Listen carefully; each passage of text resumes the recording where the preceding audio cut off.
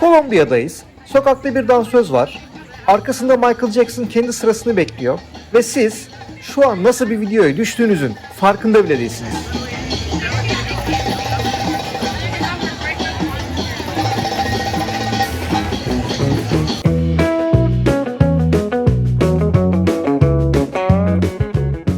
Dün Cartagena'nın Eskişehir bölgesini gezmiştik. Bugün de bir nevi şehrin eğlence ve sanat merkezi diyebileceğimiz Getsemani bölgesini geziyoruz.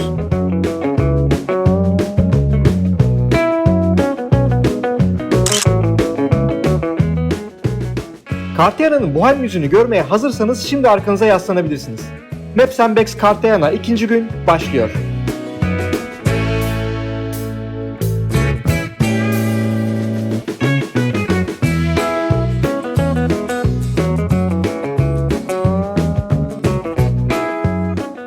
Getsemani turumuza bu renkli sokaklardan başlıyoruz. Ama öncelikle nedir bu Getsemani bölgesi? Burası da yine Eskişehir merkezi gibi Cartagena'nın en eski mahallelerinden birisi. Tabi ufak tefek bazı farklar var. Öncelikle burası şehir duvarlarının dışında kalıyor ve zamanında Afrikalı kölelerin yaşadığı bölgeymiş burası.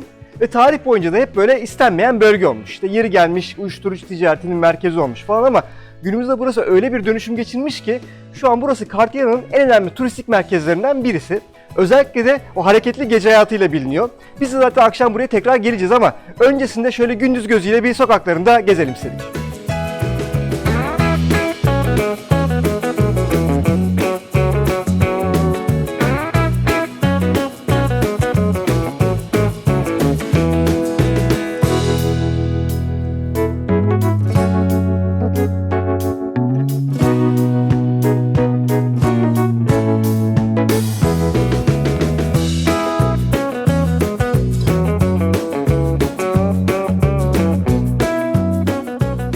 Getsemani'nin geçirdiği bu dönüşümde grafitinin rolü çok önemli. Zaten bohem bir ruha sahip olan bu sokaklar bu grafitiler sayesinde rengarenk bir çehreye bürünmüş durumda. Burası adeta böyle bir açık hava müzesi gibi. Ve aynı zamanda burası eskiden Afrikalı kölelerin yaşadığı yer olduğu için o tarihi mirası yaşatmak için de bu grafitilerde bolca Afrikalı siyahi figürlere de denk geleceksiniz.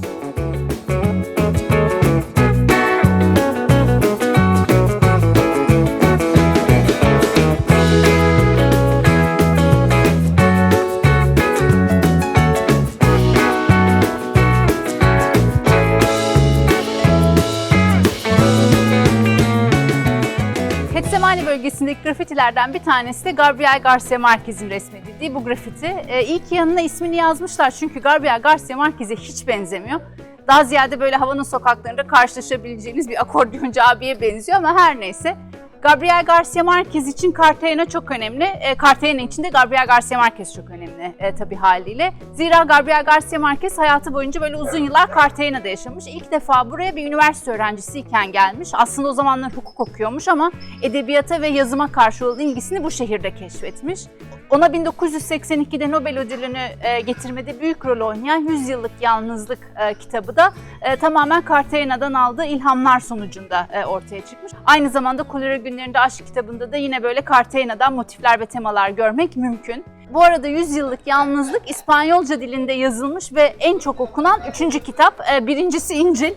İncil'le yarışması mümkün değil. İkincisi Cervantes'in Don Quixote'u, üçüncüsü Gabriel Garcia Marquez'in 100 Yıllık Yalnızlık kitabı.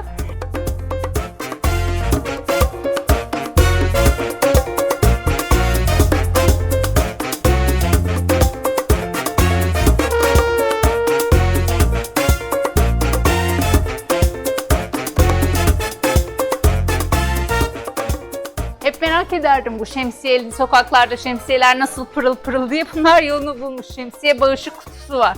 Thank you for your contribution umbrella.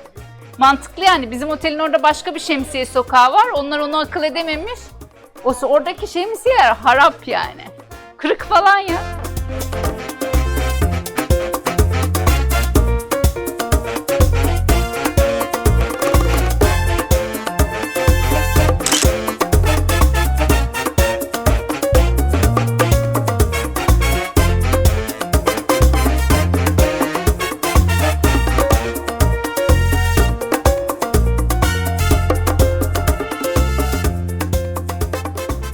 Getsemane'nin ana meydanı Plaza Trinda'da geldik. Böyle sakin göründüğüne bakmayın. Burası akşam bambaşka bir hal alacak. Hatta biz de akşam yemeğini burada yemeyi düşünüyoruz. Şurada gözümüze bir pizzacı kestirdik tam böyle meydan manzaralı.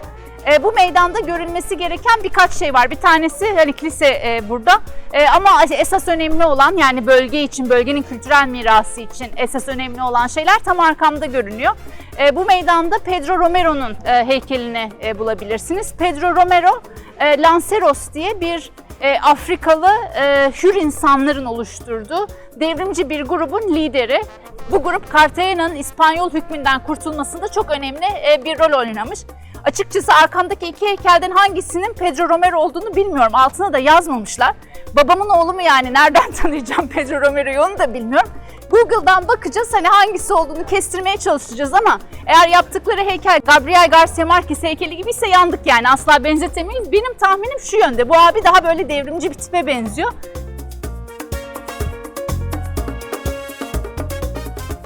Bu Aziz gibi zaten, yani hani eğer bu olsaydı herhalde San Pedro Romero falan derlerdi. Heykellerin tam arkasında da bir mural görüyoruz. Bir kuş resmedilmiş. Bu kuş Maria Mulata, Cartagena'nın resmi kuşu olarak biliniyor. Efsaneye göre bu kuş böyle tarihsel olarak işte çok renkliymiş. Rengarenk tüyleri varmış. Fakat böyle Cartagena'da yaşanan karanlık olaylardan sonra işte böyle rengi siyaha dönmüş, gri bir kuş haline gelmiş. Ama hani böyle dikkatli bakarsanız işte tüyleri arasında hala böyle renkli parçacıklar görebiliyorsunuz. İşte bu da geleceğe olan ümidi simgeliyormuş.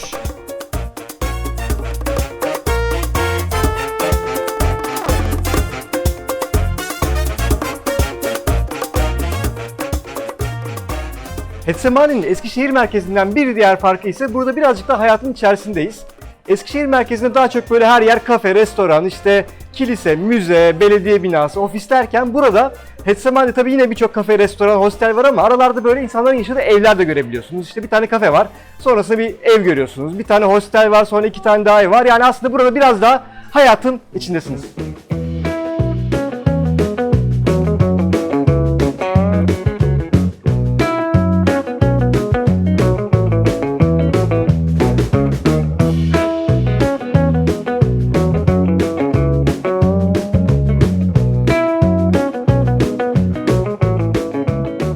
Getsemane turumuzun sonuna yaklaşırken tam da böyle mahallenin çıkışında Cartagena'nın tarihsel ve kültürel mirasına ve özellikle de Afro-Karayip mirasına gönderme yapan önemli bir muralin önündeyiz. Las Tres Guerreras. Bunun tarihsel olarak önemi şu aslında. Buradaki Afrikalı kölelerin Cartagena şehrinden kaçıp Palenque isimli köye gitmeye çalıştığından bahsetmiştik. Ama o köye gidemeyenler buraya 1 saat mesafede La Popa diye bir köye gidiyormuş bazıları da.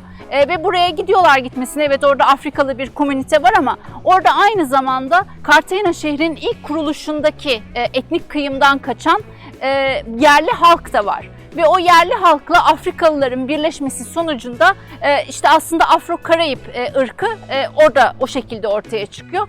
Ve bu muralde o Afro-Karayip mirasına sahip çıkmak üzere yapılmış.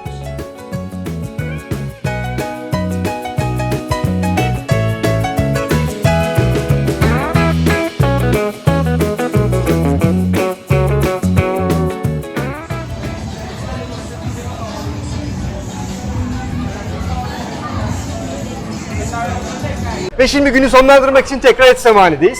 Buranın nasıl gece hayatıyla meşhur olduğunu söylemiştik. O yüzden isterseniz gelin şöyle Getsemane'ye bir de gece gözüyle bakalım.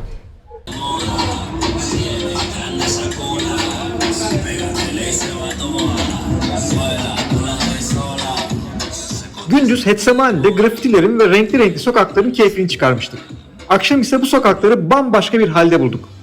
Gündüz muhtemelen kapalı oldukları için göremediğimiz restoranlar, barlar, kafeler bölgenin çevresini tamamen değiştirmiş durumda. Mekanlarda oturanlar, aldıkları içeceklerle sokaklarda takılmayı tercih edenler, sokak sanatçıları, sokak satıcıları derken ortam gerçekten inanılmaz.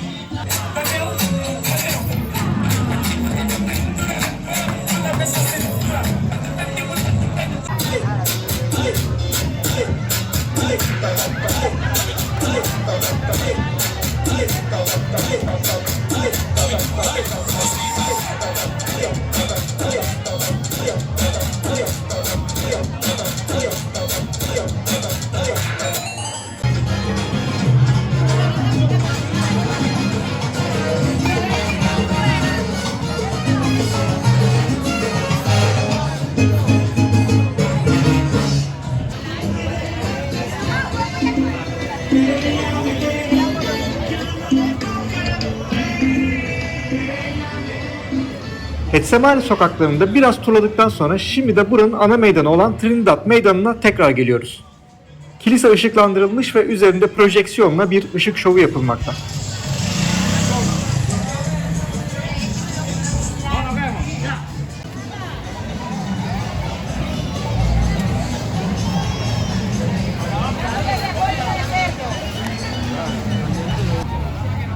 Meydanda biraz turladıktan sonra şimdi tabii ki yemek zamanı. Hemen kilisenin karşısında yer alan ve gündüzden gözümüze kestirdiğimiz restoranda pizzalarımızı sipariş ediyoruz. Pizzalar biraz büyük olsa da acıkmışız vallahi, ne yalan söyleyelim, ikimiz de bitirdik pizzaları.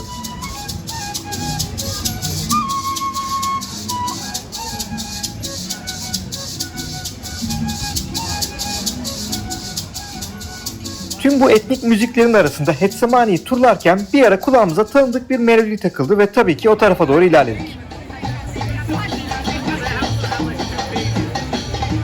Bu saatlerde ortam o kadar kaos ki Kolombiya'da sokakta dans eden bir dansöz gördüğümüzde bile nedense çok şaşırmadık. Ama Michael Jackson arkada kendi sırasını bekliyor olması biraz garip gelmedi değil tabii.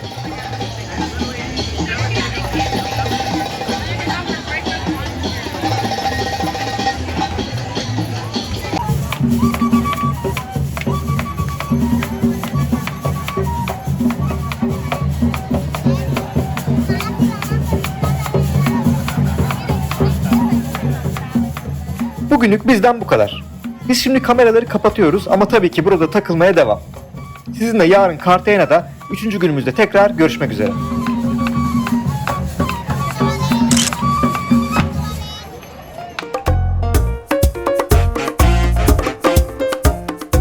Afrikalı köleler aslında Palankera diye bir köye gitmeye çalışıyorlar oraya. Palankera. Palanke. Evet, oho kamyon geçiyor şimdi de.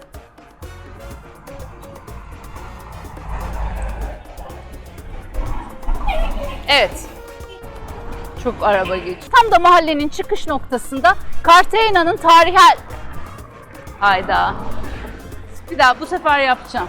Grafitinin adı Las Tres Guerreras ve buradaki büyük bir tarihsel ve kültürel... Yani bu hani nedir ki yani? Buranın hani yerli, Cartagena yerli halkına mı?